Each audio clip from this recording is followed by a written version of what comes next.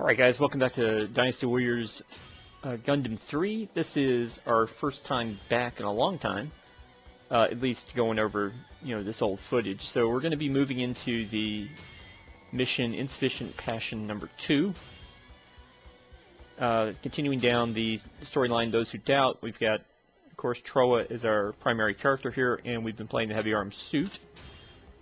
And you can see on this map we've got a couple of repair areas that are in enemy control. We've got a couple of catapults, one for us, one for them, for moving around the stage. And there's also a partner field that's in the middle that we need to grab. So those will be our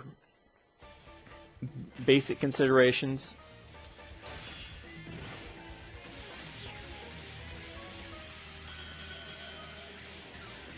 So that's what we're going to do. We're going to... Oh, good. And this level also sets us up with a huge handicap. And that is, you'll note that we don't have any, what I would call blue bar, but,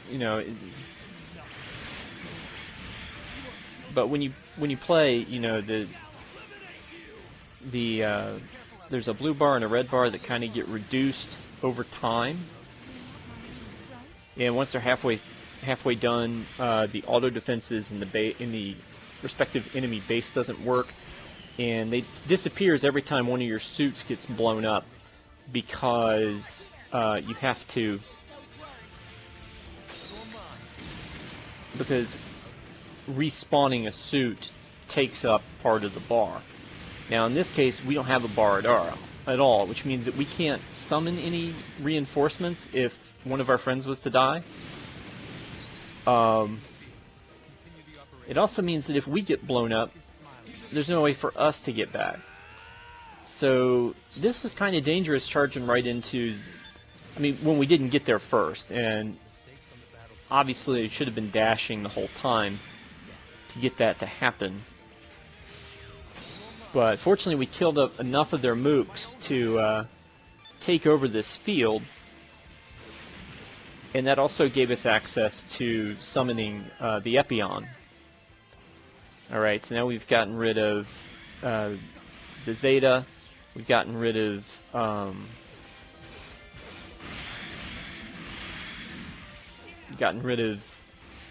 the 00 Riser. And so now we just got to get rid of Ko-Uraki here, because that's pretty much as close to being mobbed as you're going to get.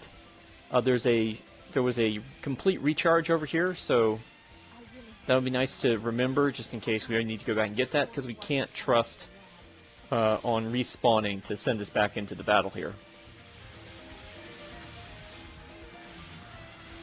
But you can see we're teamed up with Ribbons Aldmark and his suit from Gundam 00. Again, you don't really have much control over who your allies are in the story. They're pretty randomly divvied up. There's a theme that's supposed to be going on. Obviously, the theme here is people who just aren't sure about what's supposed to happen in war, or with mankind or whatever. So we've got Troa and we've got Ribbons on the same side. I've got Jared from Zeta Gundam on our team. I'm not particularly thrilled about this team.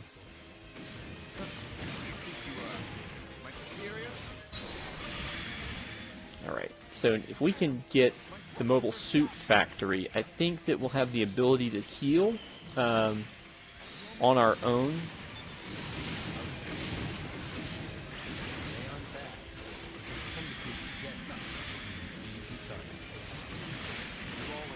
Yeah.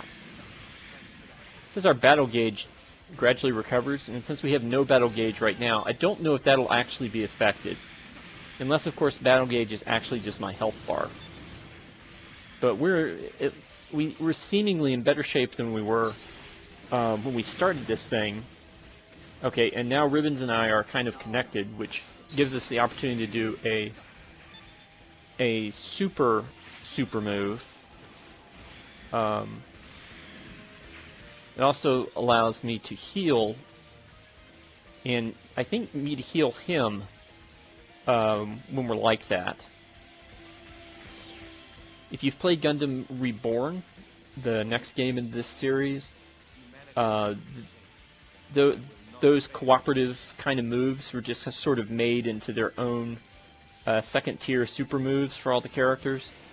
So if you ever go back to play this game, you might find yourself a little frustrated that you can't do some of the things that you can do in Reborn, but I'll talk about that in maybe the next video, specifically what the differences between the two games and why I'm slowly coming to the realization that I just like this one better.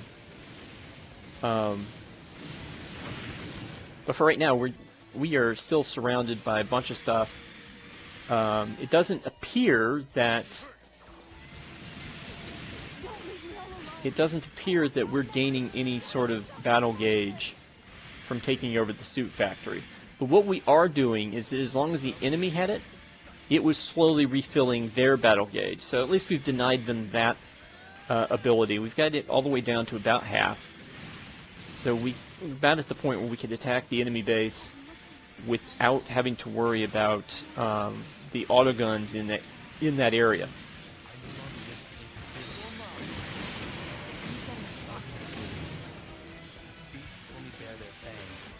One thing about this game and Reborn, the characters, have dialogue that fires a lot. It's not, and the sort of in-battle dialogue gets kind of repetitive, and it's easier to ignore in Reborn because there's no English dub track.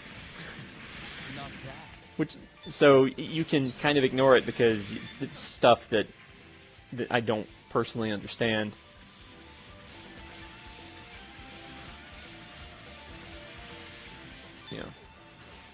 But anyways, we've taken every field and now except for the enemy base, and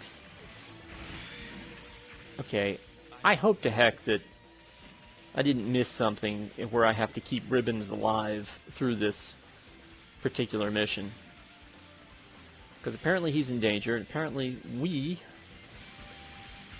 are not there. Oh, well, he threw himself right into the enemy base. Well, that would explain it. Okay.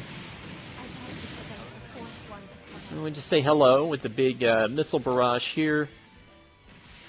And we'll say hello again with the Epion.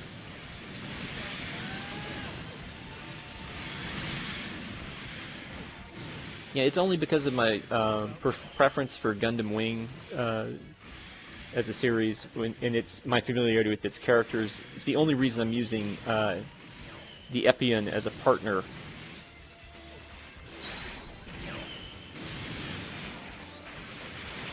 For these missions.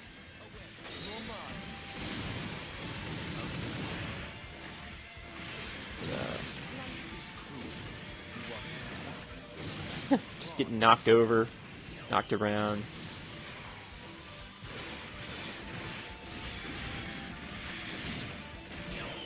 One of the neat things about playing Heavy Arms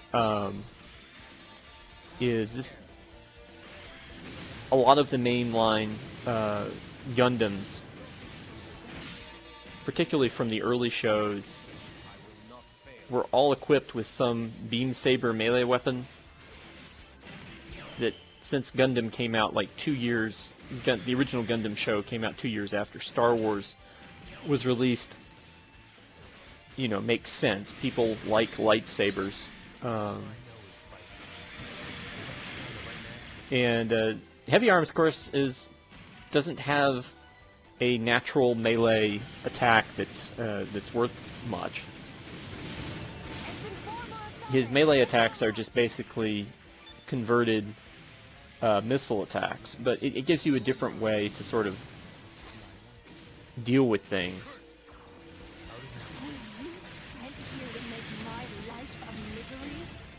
Alright, so